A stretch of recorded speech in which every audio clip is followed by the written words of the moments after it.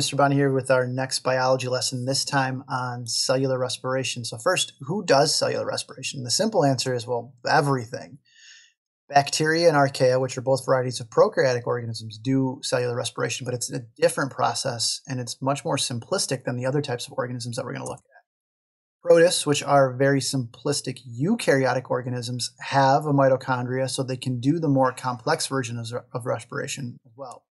Fungi, like this mushroom, are consumers and do respiration just like we do. And of course, animals, like this lovely, cute animal I have over here, of course, they do cellular respiration. But sometimes a bit of a misconception is that plants as well do cellular respiration.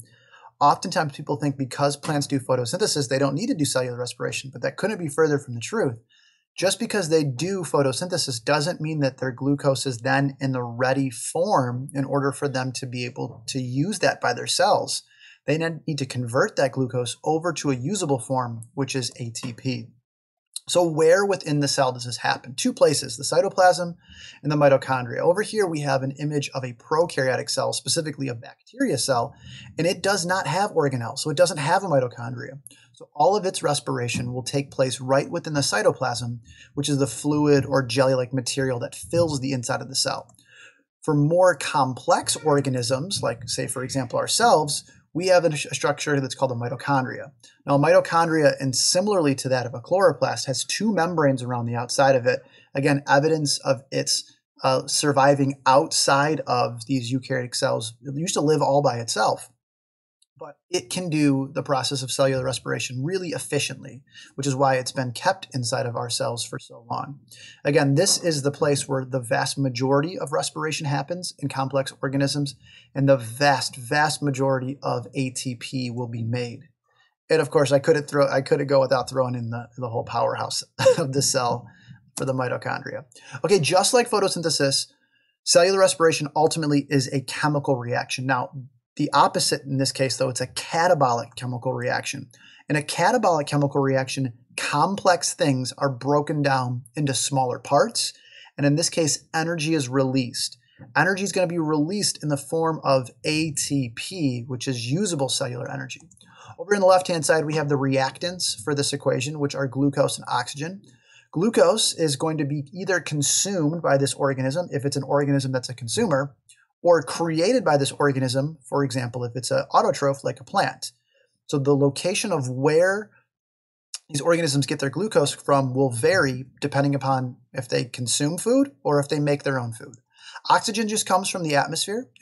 For example, with us, that comes through breathing. But for plants or other organisms that don't breathe per se like we do, it's just simple gas exchange with their environment. These are the things that are required to start cellular respiration. Glucose being the highly organized, highly complex chemical compound that's going to then be broken down. So then cellular respiration happens, and in the process of, some byproducts are made. So the products are over here on the right-hand side. Carbon dioxide is a waste product. It just gets released back out to the atmosphere. And in fact, this is the reason why you breathe out CO2 when you exhale. And also water, and specifically in the form of water vapor, is going to be released too. Now, when it's created inside the cells, osmosis will regulate how much of it stays inside the cell, whether it leaves, so on and so forth. And then finally, and most importantly, is ATP. ATP is the usable cellular energy that powers all of the cell activities. Again, this is the reason why respiration happens, to make this chemical compound. It is so, so very important. So let's take a look at an overview of aerobic respiration. Now, that term aerobic should sound familiar, and what it means in this context is that oxygen is present. In aerobic respiration, we're using oxygen. There is such a thing as anaerobic respiration, and in that variety of respiration, there is no oxygen present. We'll look at that in more detail later. Aerobic respiration is broken up into three stages. The first is what we call glycolysis. And if you take a look at that name, glycolysis, and you break it apart into its meanings, it's glycolysis. Glyco is referring to glucose. Lysis means to break. So in glycolysis, glucose will be broken up. More on that later. The second step is called the citric acid cycle or the Krebs cycle. Both names work for it. And this happens inside of the mitochondria. Notice that the glycolysis is taking place outside of it. We can see a mitochondria, this red structure here in the background right here. The second step happens inside of the mitochondria, and it's called the Krebs cycle. The third and final phase of aerobic respiration is called the electron transport chain. And this also happens inside of the mitochondria. This is where oxygen is used.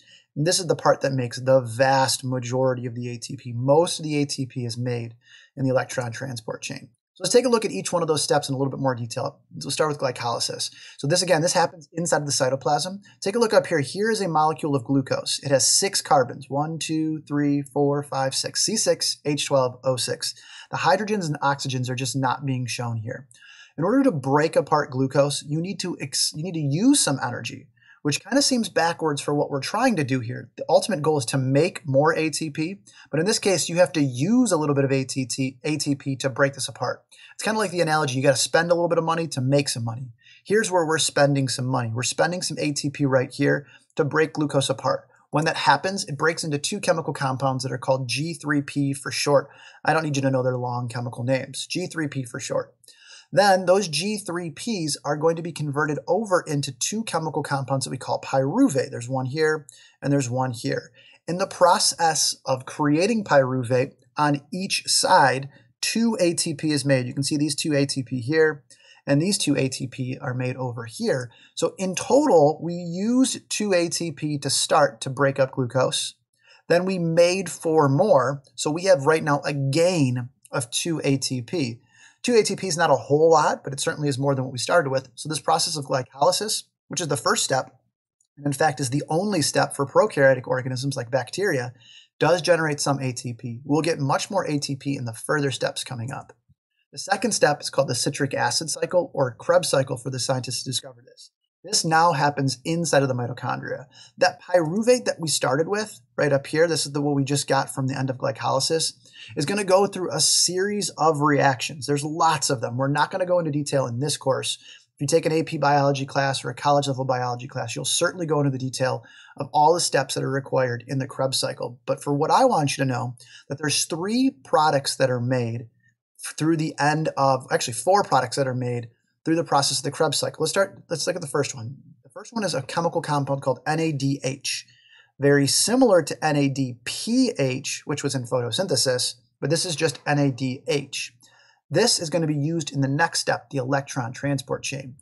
Some ATP is made. Approximately 4 ATP are made through the processing of 1 glucose molecule. Again, this is what we're here for. This is why the cellular respiration is happening, is to make this ATP. The other thing that's made is another chemical compound called FADH2. Now, NADH and FADH2 are very similar chemical compounds. What's important to note is that they're going to get used in the next step. Finally, a waste product is made, and that is carbon dioxide. And again, this is why you breathe out CO2. Inside of your mitochondria, inside of your cells, you're producing CO2 through the Krebs cycle. All right, we move on to our last step of aerobic respiration, which is called the electron transport chain. Again, this is happening inside of the mitochondria. If you take a look at this image here, you can see a phospholipid bilayer here, and then another phospholipid bilayer here. So this would be like the cytoplasm of the cell. This is the first membrane of the mitochondria. This is the second membrane of the mitochondria. Remember earlier I mentioned that the mitochondria has 2 membranes to it, and we can see them both here. Ultimately, what's going to happen here in this phase of aerobic respiration is the NADH and the FADH2 that were just made in the Krebs cycle are going to be combined with oxygen. So this is where the aerobic part comes into play. This is ultimately where the oxygen is used in the electron transport chain. The process of doing that is going to create 2 things essentially. The first is water. And so this is where the water comes into play for one of our products. And the second thing that's going to be made, and a whole lot of it, is ATP. Through this process, about 30 ATP will be made, which is substantially more than what we saw through glycolysis and then the Krebs cycle. Glycolysis made 2, the Krebs cycle made about 4, and now in the electron transport chain, this is where we make the most of it, 30. So using oxygen is essential to make the most amount of ATP. So let's take a look at this all in review, combining both the graphic and the chemical reaction that we saw to begin with. So we start with glycolysis, which uses glucose, C6H12O6, and splits it. Through the process of splitting it, we do generate some ATP.